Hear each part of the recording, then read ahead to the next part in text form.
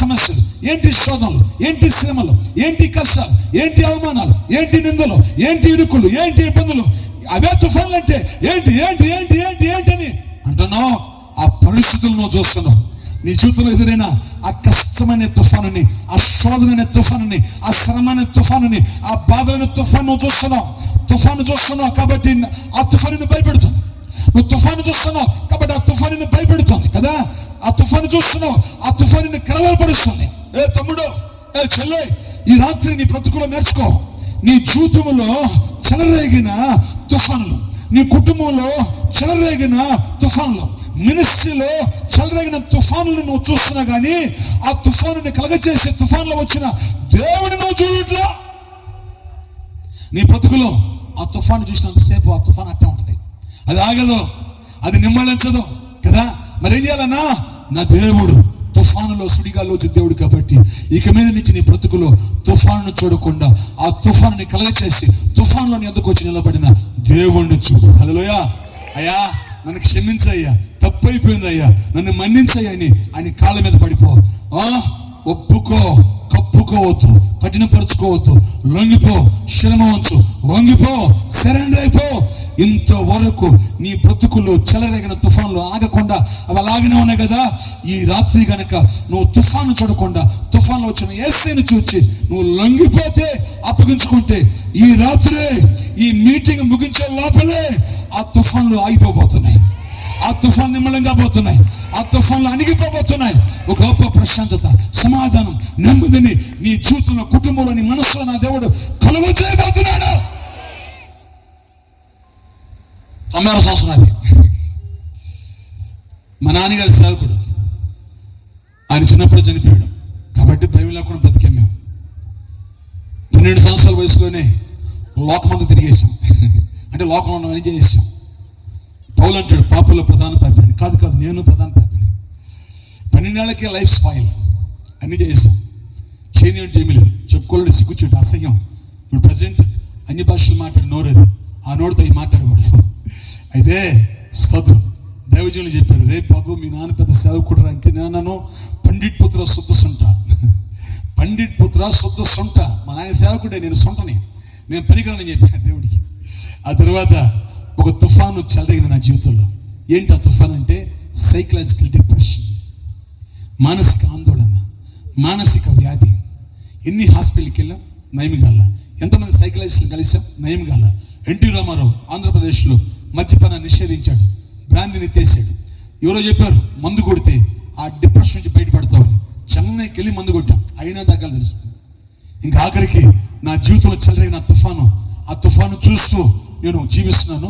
ఆ తుఫాను నన్ను కలవరపరుస్తూ, భయపెడుతూ, ఏ క్షణమో ఆఖరి క్షణమో, ఏ గడి ఆఖరి గడియో, ఏ రాత్రి ఆఖరి రాత్రి అన్నట్టుగా నేను బ్రతుకుతున్నా మరణ భయంతో. హల్లెలూయా.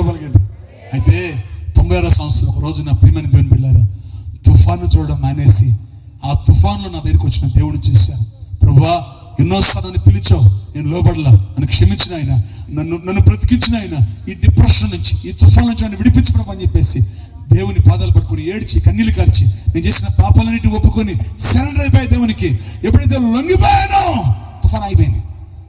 తుఫాన్ ఆగిపోయింది. విడుదల. అంతే చెప్పాలి కదా, విడుదల. ఈరోజు నా ప్రియమైన దేవుని పిల్లారా, ఆ తుఫాన్లన్నీ కూడా నా జీవితంలో సంగీతాలుగా మారిపోయాయి. హల్లెలూయా. నీ బ్రతుకులో కూడా ఎన్నో రోజుల నుంచి ఒక తుఫాన్ ఆగట్లా, నిమ్మలించబడట్లా, అది అలాగనే కంటిన్యూషన్ అవుతుంది కదా. కారణం, నువ్వు తుఫాను చూస్తున్నావు, ఆ తుఫాను నిన్ను భయపెడుతుంది. నువ్వు తుఫాను చూస్తున్నావు, ఆ తుఫాను నిన్ను భయపెడుతుంది. ఆ గాలివానం చూస్తున్నావు, ఆ గాలివానం నిన్ను భయపెడుతుంది. ఈ రాత్రి దేవుడితో మాట్లాడుతున్నాడు, ఇంకా దాన్ని చూడొద్దు. మరి దేన్ని చూడాలయ్యా? తుఫానుని కలగచేసి తుఫాను ఎందుకు వచ్చిన దేవుడిని చూడు. హల్లెలూయా. ఒప్పుకో, కన్నీళ్ళు కార్చు, పశ్చాత్తాపడు, పడిపో కాళ్ళ మీద. హల్లెలూయా. ఈ రాత్రి నీకు ఒక విడుదల. ఆమేన్. హల్లెలూయా. చెప్పాలి గట్టిగా, చెప్పాలి గట్టిగా. కొడు, చెప్పలు కొట్టు. సంగీతములాయే పెను తుఫానులన్నీయు, సంగీతములాయే పెను తుఫానులన్నీయు, సమసిపోవునే నీ నామస్మరణలో సంతసముందే నామది అంటూ. హల్లెలూయా. కాబట్టి గాలికి యోన దగ్గరికి దేవుడు వచ్చాడు కదా, తుఫాను కలగజేసి. ఆ గాలికి ఒక పేరు. ఏంటి ఆ పేరు అంటే తిరిగి రప్పించిన గాలి. పారిపోతున్న యోనాను తిరిగి రప్పించిన గాలి అది. హల్లెలూయా. కాబట్టి నీ బ్రతుకులో కూడా మందిరానికి, సన్నిధికి, దేవుని వాక్యానికి, దేవుని మనసుకు, ఆయన ఉద్దేశానికి దూరం అయిపోతున్నావేమో. అందుకని దేవుడు నీతో మాట్లాడలే. ఇప్పుడు మరేం చేస్తున్నాడు? కష్టమనే, శోధననే, శ్రమనే, వ్యాధనే, బాధనే తుఫాను కలిగేసి ఆ తుఫాను ఎందుకు వచ్చాడు? ఇప్పుడన్నా, ఆ నొప్పి పుట్టినప్పుడన్నా, ఆ బాధ కలిగినప్పుడన్నా, ఆ కష్టం వచ్చినప్పుడన్నా వీడు నా వైపు చూస్తాడేమో, వంగతాడేమో, అప్పగించుకుంటాడేమో, చిత్తం చేస్తాడేమో అన్న ఒక ఆశతో దేవుడు ఆయన దేంట్లో వస్తాడంట? శ్రమలు, శోధననే తుఫాను కలిగేసి ఆ తుఫాన్లో వస్తాడు. కాబట్టి బిడ్డలారా, ఇక మీద నుంచి మీ బ్రతుకుల్లో తుఫాన్లు చూడడం మానేసి తుఫాన్లో ఎందుకు వచ్చిన దేవుడిని చూడండి. హల్లెలూయా. అప్పగించుకోండి. దేవుడి రాత్రి మీ జీవితంలో చెలరేగిన తుఫాన్ని ఆయన ఆపివేయబోతున్నాడు. ఏ గాలి, ఏ వాన ఇప్పుడే నిమ్మళమై పొమ్మని చెప్పగానే ఏ విధంగా ఆ సముద్రం మీద చెలరేగిన గాలి తుఫాను ఆగిపోయిందో, ఈ రాత్రి నా దేవుడు మీ కుటుంబాల జీవితాల్లో చెలరేగిన తుఫానుని ఆయన ఆపబోతున్నాడు. సరే, ఈ మాటలు వింటున్నప్పుడు నీకు ఒక డౌట్. ఏంటి ఆ డౌట్? అన్నా, యోన మాట వినలేదు కాబట్టి, యోన పొమ్మన్న స్థలానికి పోకుండా వేరొక స్థలానికి వెళుతున్నాడు కాబట్టి దేవుడు తుఫాను కలగజేసి తుఫాన్లో వచ్చాడు. మేము అలా కాదన్నా, మేము దేవుని మాట వింటున్నాం, మందిరానికి వస్తున్నాం, దశభాగాలు ఇస్తున్నాం, పరిశుద్ధంగా జీవిస్తున్నాం, యథార్థంగా బ్రతుకుతున్నాం, నీతిని అనుసరించి మేము నడుచుకుంటున్నాం. అయినా ఏందన్నా మా జీవితంలో తుఫాన్లో, మా కుటుంబాల తుఫాన్లు ఏంటన్నా, మా బ్రతుకుల తుఫాన్లు ఏంటన్నా?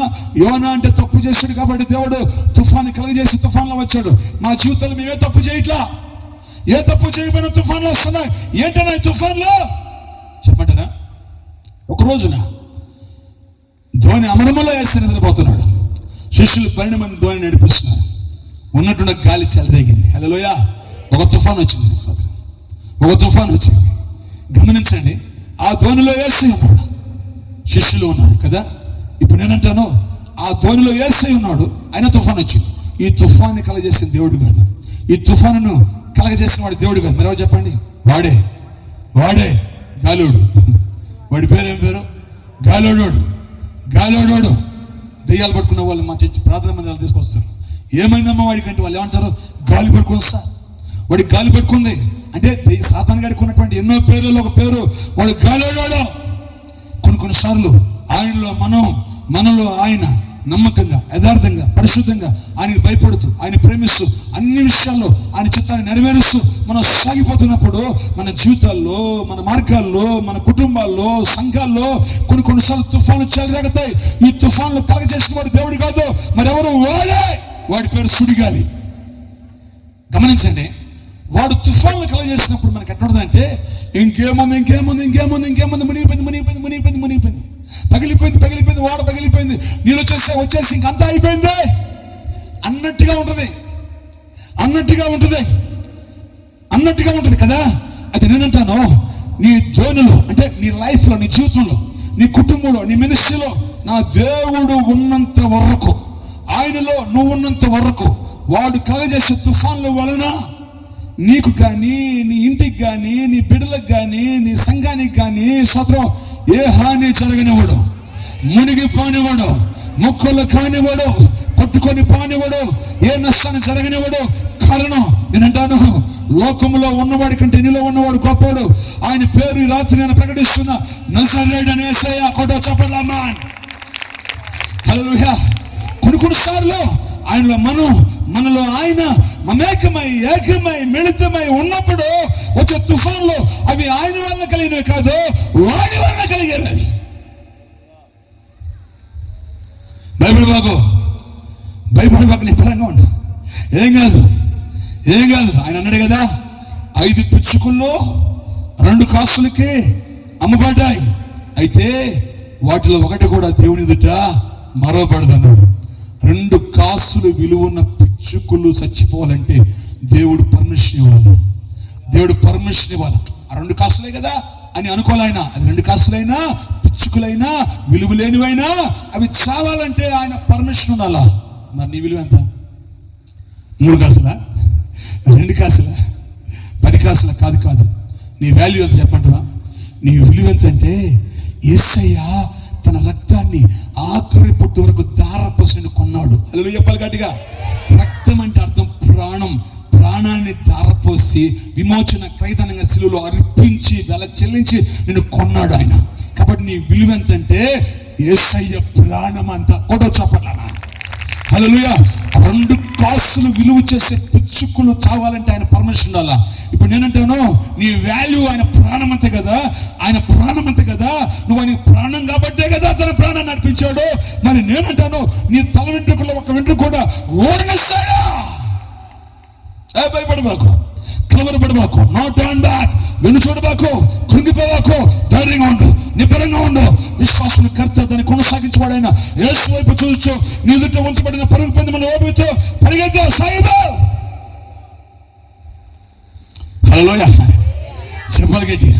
డౌట్ ఏంటి అన్న, యోనా అంటే మాట వినలేదు కాబట్టి దేవుడు తుఫాన్ కలిగేసి తుఫాన్లో వచ్చాడు, మొత్తాన్ని తిరిగి రప్పించాడు. మేము మాట వింటున్నాం, మేము ఆయన చిత్తాన్ని చేస్తున్నాం, అయినా మా జీవితంలో ఈ తుఫాన్లు ఏంటన్నా, ఈ తుఫాన్లకి ఆయన కాదు కారణం, వాడు.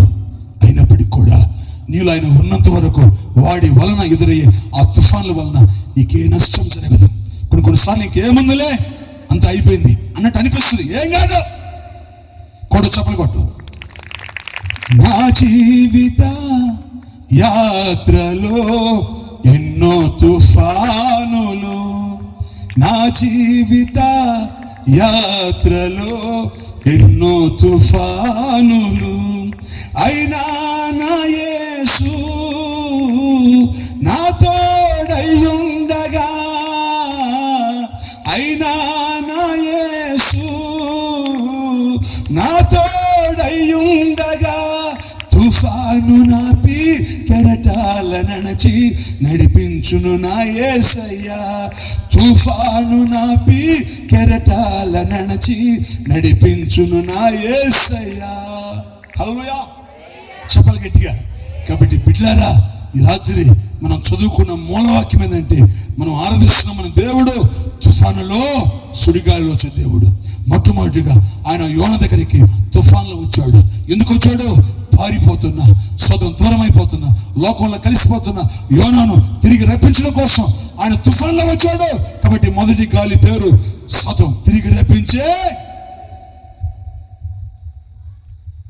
తర్వాత తప్పు చేశాడు, తుఫాన్లో వచ్చాడు. నేనే తప్పు చేయాల, అయినా ఏంటి తుఫాన్ వస్తాయి, రానివ్వండి, ఏం కాదు, ఏం కాదు, ఏం కాదు. ఆయనలో నువ్వు, నీలో ఆయన ఉన్నంత వరకు నీకేం కాదు, నీకేం కాదు, నీ కుటుంబానికి ఏం కాదు, మినిస్ట్రీకి ఏం కాదు, నీ బిడ్డలకేం కాదు. కాదు కానీ వాడు కూడా ఆయన పేరు ఎంతైనా నమ్మదగిన దేవుడు ఆయన. హల్లెలూయా. ఓకే, కాబట్టి మొదటి గాలి పేరు తిరిగి రప్పించే గాలి. రెండో గాలి ఇంకోటి ఉంది, చెప్తానే. ఇజ్రాయేలు అరణ్యంలో సాగిపోతున్నప్పుడు వాళ్ళు ఏమన్నారు? ఈ సవిసారము లేని ఈ మన్నా మేము తిని తిని మాకు నోరు వెక్కసమైపోయింది, మాకు మాంసం కావాలి మోషే. ఐగుప్తులో మేమేం తిన్నామని తెలుసు కదా, కాబట్టి మాకు మాంసం కావాలని మాంసాపేక్షతో వాళ్ళు ఏడిచారు వాళ్ళు మాంసం కోసం. అప్పుడు మోషే ఏం చేశాడు? దేవుని సన్నిధికి వెళ్ళి, అయ్యా వాళ్ళకి మాంసం కావాలంట, నన్ను ఏం చేయమంటావు? వాళ్ళని నేనేమన్నా కన్నానా? అయ్యా మాంసం కోసం వాళ్ళు ఏడుస్తున్నారు అని అనగానే దేవుడు అంటాడు, మోషే ఒక రోజు కాదు, 2 రోజులు కాదు, 1 నెల రోజులు సరిపోయి మాంసం పెట్టబోతున్నా చెప్పు. వాళ్ళు అడిగిందంత ఒక పూట, దేవుడు పెడతానిందంత 30 పూటలు, 30 రోజులు. అంటే మన దేవుడు ఎవరు? మనం అడిగిన దానికంటే, ఊహించిన దానికంటే అత్యధికంగా చేయటకు ఆయన సమర్థుడు. నెల్లూరులో మా చర్చి పక్కన ఒక 30 ఎకరాల స్థలం ఉంది. 30 ఎకరాల స్థలం ఉంది. ఆ 30 ఎకరాల స్థలం కోసం మేము 20 ఏళ్ళు ప్లాన్ చేసాం. 20 ఏళ్ళు ప్లాన్ చేసి 30 ఎకరాలు ఇవ్వాల దేవుడు అనుకున్నాం. ప్రభువా 30 ఎకరాల స్థలం కోసం 20 ఏళ్ళు ప్రార్థన చేస్తే నువ్వు ఇవ్వలేదు నాయన ప్రభువా అని చెప్పేసి మనసులో అనుకున్నాం. హల్లెలూయా అనుకుంటే దేవుడు చేసాడు తెలుసా? 30 ఎకరాల స్థలం అడిగితే నెల్లూరు సిటీలో 3 ఎకరాలు 20 సెంట్లు ఇచ్చాడు. ఒక స్థలం రైట్ సైడ్, సిటీకి రైట్ సైడ్. 30 ఎకరాల స్థలం ఇస్తే మరొక దగ్గర సిటీలోనే 1/2 ఎకరా స్థలం ఇచ్చాడు. హల్లెలూయా పలకండి. ఇప్పుడు 1/2 ఎకరాలో 2.5 పెట్టిన మందిరం కన్స్ట్రక్షన్ పూర్తయిపోయింది. సో రేపు ఆగస్టు 7వ తేదీ చర్చి డెడికేషన్. హల్లెలూయా. అది అయిపోయినంటే మళ్ళా ఆ 3 ఎకరాల 20 సెంట్లలో 12,000 మంది పట్టే మందిరం స్తోత్రం మళ్ళా దేవుడు కట్టపోతున్నాడు. అడిగినంత 30 ఎకరాలు, దేవుడు ఇచ్చినంత ఒక దగ్గర 3 ఎకరాల 20 సెంట్, మరొక దగ్గర 1/2 ఎకరం. మొత్తం ఎక్కడ ఇచ్చాడు? అడవిలో కాదు, సిటీలోనే. హల్లెలూయా చెప్పాలి గట్టిగా. కాబట్టి నా ప్రియమైన దేవుని బిడ్డలారా, మనం అడిగిన దానికంటే అధికంగా ఇచ్చే దేవుడు ఆయన. ఒక్క పూట మాకు మాంసం కావాలని వాళ్ళు ఏడిస్తే దేవుడు 4 రోజులు సరిపోయి మాంసం పెడతానన్నాడు. ఆమేన్. ఓకే, మోషే నేరుగా మాంసం కోసం ఏడుస్తున్న వారి దగ్గరికి వచ్చి, ఏడబాకండి దేవుడు చెప్పాడు ఏమని? 4 రోజులు సరిపోయి మాంసం పెడతానని. ఎన్ని రోజులకి? 4 రోజులు సరిపోయి మాంసం పెడతాను, ధైర్యంగా ఉండమన్నాడు. వాళ్ళు ఏడు పాపేశారు. ఎడబాకండి రా, మనం ఒక పూట మాంసం అడిగితే దేవుడు 4 రోజులు సరిపోయి మాంసం పెడతానన్నాడు. ఇంకేడవద్దని చెప్పి ఏడుపు ఆపేస్తారు. వాళ్ళు ఏడుపు ఆపేస్తారు, మోషేకి ఏడుపు స్టార్ట్ అయింది. వాళ్ళు ఏడుపు ఆపేశారు, మోషేకి ఏడుపు స్టార్ట్ అయింది. ఎందుకో? మోషే అంటాడు, అయ్యా నేను ఈ జనుల మధ్య ఉన్నాను అన్నాడు. ఏమన్నాడు? నేను ఈ జనుల మధ్య ఉన్నాను అన్నాడు. ఎందుకన్నాడు చెప్పంటారా? 30 రోజులు సరిపోయి మాంసం పెడతాడు దేవుడు అని చెప్పాడు. ఆ తర్వాత ఇజ్రాయిల్ యొక్క పెద్దల్ని పిలిపించి 12 గోత్రాల పెద్దల్ని, ఏ గోత్రం దగ్గర ఎన్ని గొర్రెలు ఉన్నాయి, ఏ గోత్రం దగ్గర ఎన్ని పశువులు ఉన్నాయి, ఎన్ని కోళ్ళు ఉన్నాయి, మొత్తం లెక్కేసాడు. మొత్తం లెక్కేస్తే ఒక పూట సరిపోయి మాంసం కూడలేదు. ఇప్పుడు మోషే ఏం చేశాడు? అయ్యా ఇక్కడ చూస్తే ఒక్క పూట సరిపోయే మాంసం కూడా లేదు. ఒకవేళ ఆ మాంసం అంతా సర్ది పెడితే 2వ పూట మాంసం లేదు. నేను తొందరపడి చెప్పేసేమని 4 రోజులు సరిపోయి మాంసం దేవుడు పెట్టబోతున్నాడని. నువ్వు అన్నావు ఎక్కడున్నావు? ఆకాశం అనే సింహాసనం మీద ఉన్నావు. నేనేం చేశాను? నువ్వు అన్నమాట వాళ్ళు చెప్పా. ఇప్పుడు ఒక పూట మాంసం పెట్టి 2వ పూట మాంసం లేదని నో బోర్డు పెట్టేసావు, నో స్ట్రైక్. వాళ్ళు ఏం చేస్తారు? రే అబద్ధ ప్రవక్త, 4 రోజులు సరిపోయి మాంసం పెడతాడని దేవుడు చెప్పాడు అన్నావు కదరా, ఏంటి అబద్ధ ప్రవక్త, నన్ను చంపేస్తానని గడగడ వణిగిపోతూ ఏమన్నాడు? అయ్యా నేను ఈ జనుల మధ్య ఉన్నాను అన్నాడు. అర్థమేనే?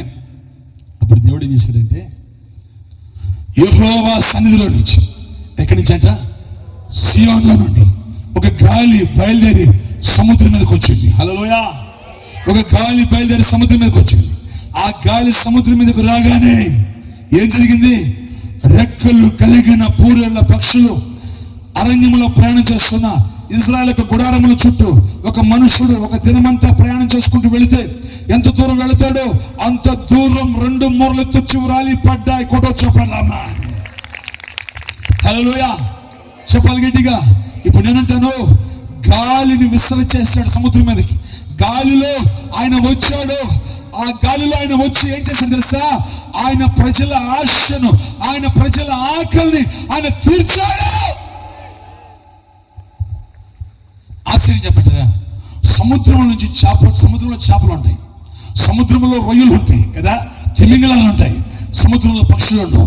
ఇప్పుడు దేవుడు చేశాడు, సముద్రము మీద నుంచి పక్షులు రప్పించాడు. అంటే నా దేవుడు ఎలాంటి వాడంటే, ఆయన అనుకుంటే సముద్రంలో నుంచి పక్షులు రప్పించగలడు, అడవిలో నుంచి చేపలు రప్పించగలడు. కొట్టో చెప్పాలా? ఆయనకి అసాధ్యమైంది ఏది లేదు. ఏమన్నాడు మోషే? అయ్యా నువ్వు అనేసావు 4 రోజులు సరిపోయి మాంసం పెడతానని, ఇక్కడేమో ఒక పూట సరిపోయి మాంసం కూడా లేదు. నేనేం చేయమంటాను ఇప్పుడు అని భయపడుతూ కలవరపడుతూ మాట్లాడుతున్నాడు. దేవుడు అంటాడు, ఏ మోషే మోషే మోషే నా బాహు కురచయిందా? నేను ఒక ప్రశ్న వేస్తాను నీకు. దేవుడు ఎప్పుడైనా సారీ చెప్పాడా? దేవుడు ఎప్పుడైనా క్షమాపణ చెప్పాడా? సారీ సారీ సారీ అనే మాట ఎవరు చెప్తారు? ఎప్పుడు చెప్తారు చెప్పమంటావా? ఇప్పుడు రవీంద్ర పాస్టర్ నేను వస్తానని చెప్పి రాకపోతే ఏదైనా చిన్న శోధన వచ్చో, కష్టం వచ్చో, ఆపద వచ్చో, ఉదయాన్నే ఏం చేస్తాను? రవీంద్ర పాస్టర్ నన్ను క్షమించు, రాలేకపోయినా అంటే మాట ఇచ్చాను, నెరవేర్చలా, కాబట్టి సారీ అని చెప్పా. నా దేవుడు ఎక్కడ కూడా సారీ చెప్పలా. కారణం ఏంటి తెలుసా? ఆయన మాట ఇచ్చాడా దాన్ని నెరవేరుస్తాడు. ఆయన మాట ఇచ్చి తప్పుడుకు మనుషుడు కాదాయన, అబద్ధ మాటకు ఆయన మానవుడు కాదాయన. ఆకాశము గతించిన, భూమి గతించిన, ఆయన నోటుకుండా వచ్చిన మాట అన్నిటికీ గతించలేవు. బైబిల్ చెప్తుంది, వాగ్దానం చేస్తున్న దేవుడు ఆయన ఎంతైనా నమ్మదైన దేవుడు, అన్యాయస్తున్న దేవుడు కాదు. ఏ మోషే ఏమన్నాడు? అయ్యా 30 రోజులు సరిపోయి మాంసం పెడతానన్నావు. ఇక్కడ చూస్తే ఒక పూట సరిపోయి మాంసం లేదు. నన్ను ఏం చేయమంటావు? ఒక పూట పెట్టి రెండో పూట లేదని చెప్తే వాళ్ళని చంపేస్తాను అని కలవరపడ్డాడు. అందుకని దేవుడు గాలిని విసరి చేసి గాలిలో ఆయనే వచ్చి ఆయన ప్రజల యొక్క ఆశను, ఆయన ప్రజల యొక్క ఆకలిని, ఆయన ప్రజల యొక్క అవసరాన్ని ఆయన తీర్చాడు. ఆయన మీకు చిన్న మాట చెప్తానా? యెషయా మొద్దు నుంచి చిగురు వచ్చిందంట. ఏమొచ్చిందంట చెప్పండి? యెషయా మొద్దు నుంచి ఏమొచ్చింది? చిగురు వచ్చింది. మొద్దు అంటే అర్థం ఏంటి? మొద్దు అంటే ఒకప్పుడు చెట్టు, అది మహావృక్షం. అది ఇప్పుడు ఏమైపోయింది? నేల మట్టుకు నరకబడింది. ఇప్పుడు చెట్టు లేదు, ఎక్కడో కింద నేలలో ఒక చిన్న మొద్దు మోడు పారిపోయి మిగిలిపోయింది కదా. ఆ మోడు పారిపోయి మొద్దుగా మిగిలిపోయిన ఆ మొద్దుల నుంచి ఏమొచ్చిందంటే చిగురు వచ్చిందంట. చిగురు రావడం ఏంటి? మొద్దులో ఎండిపోయిన మోడు పారిపోయినటువంటి ఆ మొద్దుల నుంచి చిగురు రావడం ఏంటి చెప్పంటారా? హల్లెలూయా. మొట్టమొదటిగా ఆ చెట్టు ఎవరు? ఆ వృక్షం ఎవరిందకి? ఆ వృక్షం ఎవరంటే ఇజ్రాయేలు వంశవృక్షం. ఎవరు ఆ వృక్షం? ఇజ్రాయేలు యొక్క వంశవృక్షం. ఆ వృక్షం పేరు ఇజ్రాయేల్. ఆ చెట్టు ఎందుకు ఇప్పుడు మొద్దుగా మిగిలిపోయింది? ఎందుకు ఆ చెట్టు ఎండిపోయింది? ఎందుకు ఆ చెట్టు మోడు పారిపోయింది అంటే దేవుడు చెప్పాడు ఒకసారి, ఎవని? ప్రజలను ఏలు ప్రజాధిపతి, ఆ మెస్సయ్య, ఆ రక్షకుడు ఇజ్రాయేలు నీలో నుంచి రాబోతున్నాడు అని ప్రవచించాడు. ఆ మాట వాడినాడు. ఎవరోడో సాతానుగాడు. వాడు వినేం చేశాడు? గొడవలు తీసుకొచ్చి ఈ చెట్లో నుంచే, ఈ వృక్షంలో నుంచే, ఈ వంశంలో నుంచే, ఈ ఇజ్రాయేలు నుంచే ఆ మెస్సియా వస్తాడని దేవుడు చెప్పాడు. కాబట్టి ఆయన వస్తే పాపులు రక్షించబడతారు. ఆయన వస్తే వ్యభిచారులు మారిపోతారు. ఆయన వస్తే దొంగలు మారిపోతారు. ఆయన వస్తే నరహంతకులు మారిపోతారు. ఆయన వస్తే ప్రపంచమంతా రక్షించబడి పరలోకానికి వెళ్ళిపోతారు. ఇంకెవరు నరకానికి రారు. కాబట్టి ఆయన రాకని అడ్డగించడం కోసం ఏ వృక్షంలో నుంచి, ఏ జాతిలో నుంచి, ఏ ఇజ్రాయేలు నుంచి ఆయన వస్తాడని చెప్పాడు. ఆ వంశవృక్షాన్ని లేకుండా చేద్దామని ఆ చెట్టుని నరికాడు. వాడు మొక్కలు చేశాడు. ఇజ్రాయేలు వంశవృక్షాన్ని వాడు మొక్కలు చేశాడు. వాళ్ళు పడిన బాధలు, ఆ ఇజ్రాయేల్ చేసిన యుద్ధాలు, వాళ్ళకి కలిగిన నష్టం ఈ ప్రపంచంలో ఎవరికి జరగల. కారణం అక్కడి నుంచి ఆయన వస్తాడు కాబట్టి నా ప్రియమైన దేవుని బిడ్డలారా, వాళ్ళు ఎదుర్కొన్నటువంటి శ్రమలు, సమస్యలు, బాధలు, కరువులు, కాటకాలు, నష్టాలు ఈ ప్రపంచంలోకి ఎవరు ఎదుర్కోవాలా? హల్లెలూయా. కాబట్టి ఏ వంశవృక్షం నుంచి, ఏ జాతుల నుంచి ఆయన వస్తాడని దేవుడు చెప్పాడు. ఆ వృక్షాన్ని వాడు నరికేశాడు. వాడు అనుకుంటాడు ఇప్పుడు, ఏమని? ఆ చెట్టుని నరికేశాను, ఆ చిగురు ఇంకా రాదు. ఎవరు ఆ చిగురు? మెస్సయ్య. ఎవరు ఆ చిగురు? యేసుక్రీస్తు. ఇంకా రాడు అని అనుకున్నాడు. నేనంటాను, రే సాతానా, చుట్టూని ముక్కలు చేశావు, కానీ ఆయన నోటకుండా వచ్చిన మాట నువ్వు ముక్కలు చేయలేవు. కూడా చెప్పాలమ్మా. చుట్టూని వాడు ముక్కలు చేశాడు, కానీ ఆయన నోటకుండా వచ్చిన మాటని వాడు ముక్కలు చేయలేకపోయాడు. హల్లెలూయా. ఈ రాత్రి నా ప్రియమైన దేవుని బిడ్డలారా, ఏ మాట అయితే దేవుడు మోషేకి చెప్పాడో దాన్ని నెరవేర్చాడు ఆయన. చిన్న మాట చెప్తాను. 276 మందితో వాడ బయలుదేరి వెళుతుంది. ఆ వాడలో పౌలున్నాడు. మొత్తానికి ఒక భయంకరమైన ఎదురుగాలి వాడికి జరిగింది. వాళ్ళందరూ భయపడిపోయేసి చచ్చిపోతామని కలవరపడిపోయి ఏం చేశారు? నీళ్ళలోకి దూకి ఈదుకుంటూ తరిగి చేరుకుందాం అన్నట్టుగా వాళ్ళు ప్రయత్నాలు ప్రారంభించబోతుంటే పౌలు అంటాడు, అయ్యలారా, రాత్రి తన దూత ద్వారా దేవుడితో మాట్లాడాడు. నా మాట నమ్మండి, మనలో ఎవ్వరికీ నష్టం జరగదు. మన తల వెంట్రుకలు ఒకటి కూడా నశించదు. మనందరూ రేపు ఉదయం స్తోత్రం కైసరి ఎదురు నిలబడిపోతున్నాం, తీరాన్ని చేరిపోతున్నాం, రేవుకు చేరుకుపోతున్నాం, దరికి చేరుకుపోతున్నాం, బొడ్డుకు చేరుకుపోతున్నాం. నా మాట వినండి అంటాడు. ఇది నా మాట కాదు, దేవుని మాట అంటాడు. ఎవరి మాట అంట? ఇది దేవుని మాట అంటాడండి. అన్న వెంటనే వాడు బయలుపోయింది. అన్నాడు, వాడు ముక్కలైపోయింది. ఏమయ్యా, అందరిని దేవుడు దరికి చేస్తాడని చెప్పావు, అన్న కొద్దిసేపటికి వాడేమైపోయింది, ముక్కలైపోయింది. హల్లెలూయా. గమనించండి, వాళ్ళు ఏం చేశారంటే ఆ పగిలిపోయిన ఓడ పలకలు ఉన్నాయి, ఆ ఒక్కొక్కడు ఆ పలకలను పట్టుకొని మొత్తానికి సొంత ఒడ్డుకొచ్చేసారు. ఇప్పుడు గమనించండి, వాళ్ళని దరికి చేర్చింది, తీరాన్ని చేర్చింది, రేవుకు చేర్చింది, గమ్యాన్ని చేర్చింది వాడగదు. వద్దాను కొట్టు చెప్పండి. హల్లెలూయా. వాడ మొక్కలైంది కానీ వాగ్దాన మొక్కల కాల. వాడ పగిలిపోయింది కానీ తన సేవకుడి ద్వారా దేవుడు మాట్లాడిన ఆ మాటని ఆయన మొక్కలు కానివ్వాల. హల్లెలూయా. ఈ రాత్రి నమ్మండి దిన సోదరం, ఆయన మీతో చేసిన నిబంధనను నెరవేర్చబోతున్నాడు. ఇచ్చిన మాటని రూఢిపరచబోతున్నాడు. హల్లెలూయా. ఒక రోజున అబ్రాహాము ఇంటి దేవుడు వస్తాడు, ఆతిథ్యం ఇస్తాడు, స్వీకరిస్తాడు. వెళుతూ ఏమన్నాడు? షారా ఎక్కడున్నాడు? షారా ఎక్కడుంది? గుడారపు ద్వారం దగ్గర ఉంది. వెంటనే దేవుడు అంటాడు, అబ్రహాం, నీ భార్య అయిన షారా మీదిటికి ఇదే సమయానికి గర్భం ధరిస్తుంది, కుమారుని కంటుంది అన్నాడు. షారా ఏం చేసింది? ఒక్క నవ్వు నవ్వింది. ఆ నవ్వు నవ్వగానే దేవుడు వినగానే, షారా నువ్వు నవ్వనేలా అన్నాడు. నువ్వు నవ్వనేలా అన్నాడు. షారా ఏమనింది? నేను ఎప్పుడు నువ్వేనయ్యా అని అబద్ధం చెప్పింది. ఇప్పుడు నేనంటాను, షారా నవ్వడానికి ఒక కారణం ఉంది. షారా నవ్వుకి ఒక కారణం ఉంది. షారా నవ్వు వెనక ఒక అర్థం ఉంది. చెప్పమంటారా? అప్పటికి అబ్రహాం ముసలోడైపోయాడు. షారమ్మ శ్రీధర్మం నిలిచిపోయింది. పీరియడ్స్ ఆగిపోయాయి. శ్రీధర్మం నిలిచిపోతే స్త్రీలు గర్భం ధరించలేరు, బిడ్డల్ని మొయ్యలేరు, కనలేరు కదా. షారమ్మకు నవ్వడానికి కారణం, నా శ్రీధర్మం నిలిచిపోయింది కదా. శ్రీధర్మం నిలిచిపోయిన తర్వాత ఇక నేను ఎలా గర్భం ధరించగలను అన్నట్టుగా నవ్వింది. ఇప్పుడు నేనంటాను, షారమ్మ శ్రీధర్మం నిలిచిపోవచ్చు, కృప నిలిచిపోదు. కొట్టొచ్చపాడు. శ్రీధర్మం నిలిచిపోవచ్చు, కృప నిలిచిపోదు. కృప నిలిచిపోదు, కృప నిలిచిపోదు, కృప నిలిచిపోదు. పుట్టబోయేవాడు సోదరం స్వశక్తి చేత కాలు పుట్టేది. ఆయన చేసిన నిబంధన ద్వారా, వాగ్దానం ద్వారా, వాక్కు ద్వారా, మాట ద్వారా ఆయన పుట్టబోతున్నాడు.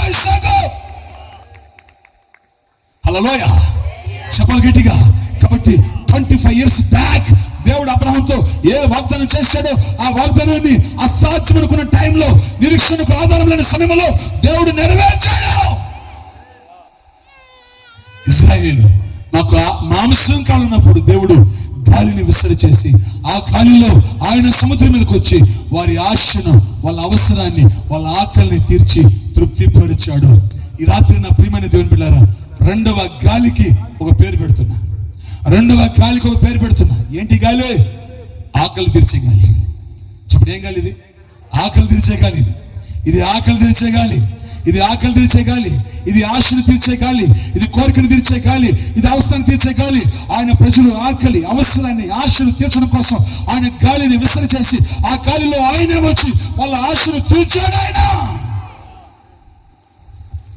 చిన్న మాట చెప్తాడు. జాతరనే యోబుకు దేవుడు ప్రశ్న వేశాడు.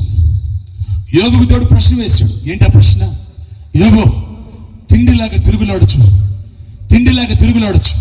కాకి పిల్లలు దేవునికి మొరపెడతాయి, కాకి పిల్లలకి ఆహారం ఇచ్చుకోవాడు ఎవడు అన్నాడు.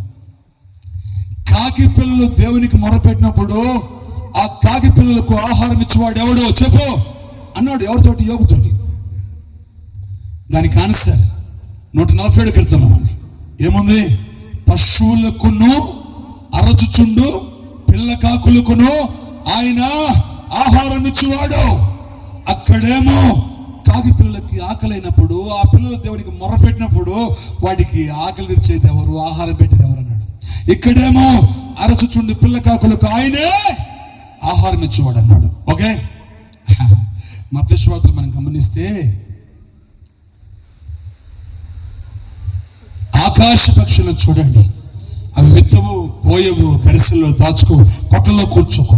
వాటిని పోషిస్తున్న దేవుడు మిమ్మల్ని పోషించడా? మీరు పక్షుల కంటే శ్రేష్ఠులు కారా అన్నాడు. చెప్పాలి గట్టిగా.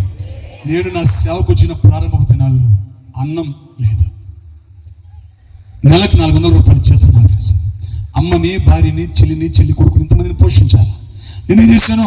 ప్రభువా, జరగడం కష్టంగా ఉంది ప్రభువా, వారం అంతా పని చేసుకుంటా, ఆదివారం నీ పని చేస్తా. వారం అంతా పని చేసుకుని కూలి పని పోతాను, ఆదివారం నీ పని చేస్తాను ప్రభు అన్నాను. అప్పుడు దేవునితో మాట్లాడాడు. రే, కాగి పిల్లలు ఆకలినప్పుడు దేవునికి మొర పెడతారా, వాటికి ఆహారం ఇచ్చేవాడు ఎవడు అన్నాడు. దానికి ఆన్సర్ దేవుడే ఇచ్చాడు. అరచుండి పిల్ల కాకులకి ఆయన ఆహారం ఇస్తాడని. ఇప్పుడు నన్ను ఏం చేయమంటే ప్రభా, పక్షుల్ని పోషించి మిమ్మల్ని పోషించిన, నీ కుటుంబాన్ని పోషించిన, మీరు పక్షుల కంటే శ్రేష్ఠులు కదని దేవుడు అన్నాడు. 25 ఏళ్ల కింద దేవుడు చెప్పాడు. ఆ మాటని ఈ రోజుకి దేవుడు నెరవేరుస్తున్నాడు. ఒకప్పుడు నా ఆకలి తెచ్చమని దేవుడు చెప్తే ఈరోజు నా ఆకలి కాదు, నాతో పాటు ఉన్న వాళ్ళందరి ఆకలి దేవుడు తీరుస్తున్నాడు. నెల్లూరులో అనేకులు ఆకలి తెచ్చేవాడికి దేవుడు నన్ను మార్చేశాడు. కాబట్టి బిడ్డలారా ధైర్యం ఉండండి. ఈ రాత్రి నా దేవుడు తుఫానులోను సుడిగాల్లోనూ వచ్చే దేవుడు ఆయన. యోనా ఆయన సన్నిధిలో నుంచి పారిపోతున్నప్పుడు తుఫాను కలగజేసి తుఫానులో యోన దగ్గరికి వచ్చి తిరిగి రప్పించాడు దేవుడు. తిరిగి రప్పించాడు. అది తిరిగి రప్పించే గాలి. రెండవదిగా ఆయన ప్రజలు మాకు మాంసం కలున్నప్పుడు, మాంసం కోసం వాళ్ళు ఆశపడినప్పుడు, వాళ్ళ ఆశను వాళ్ళ ఆకలి తీర్చడం కోసం ఆయన గాలిలో వచ్చి పూలను రప్పించి వాళ్ళ ఆకలి తీర్చాడు ఆయన. ఈ రాత్రి నీ ఆకలి కూడా తీరుస్తాడు, నీ ఆశని కూడా తీరుస్తాడు ఆయన. కొట్ట చప్పట్లో. ఒక ఆశ ఉందయ్యా, నా కోరిక తీర్చయ్యా, నా మనవిను యేసయ్యా, ప్రత్యుత్తరమీయ్యా. ఒక ఆశ ఉందయ్యా, నా కోరిక తీర్చయ్యా, నా మనవిను యేసయ్యా, ప్రత్యుత్తరమీయ్యా. ఆమేన్. మొదటి గాలి తిరిగి రప్పించే గాలి. రెండవ గాలి ఆశను తీర్చే గాలి. హల్లెలూయా చెప్పండి. ఆశను తీర్చే గాలి. నీతిమంతుడు ఆశించినది వానికి దొరుకునన్నాడు. నీ ఆశ భంగము కానేరదన్నాడు. నీ కోరికను సిద్ధింప చేస్తానన్నాడు. నా కుమారి నువ్వు కోరుకున్నాడు జరుగునుగా కన్నాడు. ఈ ప్రపంచంలో ఆశను తీర్చే దేవుడు ఒకరున్నారు అంటే ఆయన పేరు ఈ రాత్రి నేను ప్రకటిస్తున్నా, నజరేయుడైన యేసయ్య. ఈ సమాస్థలంలో ఉన్న మీ అందరి హృదయాల్లో కూడు కట్టుకున్న ప్రతి ఆశను నా దేవుడు తీర్చునుగాక. కాబట్టి మన దేవుడు తుఫానులో సుడిగాలిలో వచ్చి దేవుడు నా దగ్గరికి తిరిగి రప్పించడం కోసం గాలిలో వచ్చాడు. రెండవదిగా అరణ్యవాసులకి ఆహారం పెట్టడం కోసం, మాంసం పెట్టడం కోసం ఆయన గాలిలో వచ్చాడు. మొదటి గాలి తిరిగి రప్పించే గాలి. రెండవ గాలి ఆశను తీర్చే గాలి. ఇంకో మాట చెప్తాను చివరిగా. ఒక రోజున ఒక ప్రవక్తని దేవుడు ఒక లోయలో తీసుకెళ్తాడు. ఆ లోయ పేరు ఎండిపోయిన ఎముకల లోయ. ఆ లోయలో ఉన్న ఎముకలన్నీ కూడా చెల్లా చెదరిగా పడిపోయినాయి. అక్కడొకటి పడిపోయినాయి. ఈ దైవజనుడిని ఆ లోయలో తీసుకెళ్ళిన తర్వాత దేవుడు ప్రశ్నిస్తున్నాడు, నరపుత్రుడా యెహెజ్కేలు, ఈ ఎముకలు బ్రతకగలవా అన్నాడు. అప్పుడు దైవజనుడు ఏమన్నాడు, నాకేం తెలుసయ్యా, అవి బ్రతుకుతాయో లేదో నీకే తెలుసు అన్నాడు. అప్పుడు దేవుడు ఏమన్నాడు, నోరు తెరిచి ప్రవచించమన్నాడు. సేవకుడు నోరు తెరిచి ప్రవచిస్తున్నప్పుడు ఏం జరిగింది తెలుసా? గడ గడ గడ గడ గడ గడమని ఆ లోయలో శబ్దం వచ్చింది, ధ్వని పుట్టింది. ఏం జరిగింది? చెదిరిపోయిన చల్లా చెదిరిగా పడిపోయిన ఎముకలన్నీ ఒకటైపోయాయి, ఏకమైపోయాయి. హల్లెలూయా. ఆ తర్వాత మాంసం వచ్చింది ఆ ఎముకల మీద. ఆ తర్వాత నరాలు వచ్చాయి. ఆ తర్వాత చర్మం వచ్చి వాటిని కట్టేసింది. హల్లెలూయా. దైవసేవకుడు ఏడుస్తున్నాడు, అయ్యా మాంసం వచ్చింది, ఎముకలు కలుసుకున్నాయి, చర్మం వచ్చింది, నరాలు వచ్చాయి, జీవం లేదు, జీవం లేదు, జీవము లేదు, జీవము లేదు. ఎముకలు చాలా ఉన్నాయి కానీ అన్ని చచ్చిపోయి ఉన్నాయి. ఒక్క ఎముకలో కూడా ఒక్క శరీరంలో కూడా ప్రాణం లేదు, ఊపిరి లేదు, జీవం లేదని ఏడుస్తున్నాడు. అప్పుడు దేవుడు ఏమన్నా తెలుసా? నరపుత్రుడా నోరు తెరిచి ప్రవచించు. ఏమని? జీవాత్మా జీవాత్మా రా, ఈ లోయలోకి రా, నీ ఊపిరిని విడు, గాలిని పంపించు, హతులని వీరిని బ్రతికించమని ప్రవచించమంటాడు. దైవసేవకుడు ప్రవచిస్తున్నప్పుడే ఆ లోయలో ఒక గాలి విసిరిందే. కూడా చెప్పండి, ఒక గాలి విసిరిందే. ఆ గాలి లోయలోకి రాగానే ఆ గాలిలో గుండా జీవము కలిగిన దేవుడు, జీవింపచేసే దేవుడు, జీవాత్ముడు, పరిశుద్ధాత్ముడు ఆ గాలిలో గుండా ఆ లోయలోకి వచ్చి హతులైన ఎండిపోయిన ఆ ఎముకల్ని బ్రతికించి లేపి నిలిపి లెక్కింప శక్యము కాని గొప్ప సైన్యంగా మార్చాయన. హల్లెలూయా. చెప్పాలి గట్టిగా, చెప్పాలి గట్టిగా, చెప్పాలి గట్టిగా, చెప్పాలి గట్టిగా. అది మేడగది, అది మేడగది. 120 మంది ఆ గదిలో ఉన్నారు. 10 రోజుల నుంచి అన్నపానాలు మానేసి వాళ్ళు ఆ వాగ్దానం చేయబడిన ఆత్మ కోసం ప్రార్థిస్తున్నారు. హల్లెలూయా. గట్టిగా 50 రోజులు పెంతెకోస్తు దినమున ఏం జరిగింది? ఒక బలమైన గాలి వంటి ధ్వని వారికి వినపడింది. ఆ గాలిలో గుండా పరిశుద్ధాత్ముడు అగ్ని వలె దిగి వచ్చి నాలుకలుగా విభజింపబడి వారి మీదకి రాలేడు. మన దేవుడు దేంట్లో వస్తుందంట? చెప్ప, దేంట్లో వస్తాడు? తుఫానులో, సుడిగాలిలో. ఎండిపోయిన ఎముకల లోయలోకి ఆయన గాలిలో వచ్చాడు. మేడ గదిలో ఉన్న అపొస్తలుల మీదకి ఆయన గాలిలో వచ్చాడు. ఈ రాత్రి కూడా ఈ లోయలోకి, ఈ ఊర్లోకి, ఈ మినిస్ట్రీలోకి, మన మధ్యలోకి ఆయన గాలిలో రాబోతున్నాడు. పదో చెప్పట ఏమొచ్చి సౌండ్ ఏమొచ్చింది? గడ గడ గడ గడ గడ. ఏ సౌండ్ అంట? గడ గడ గడ.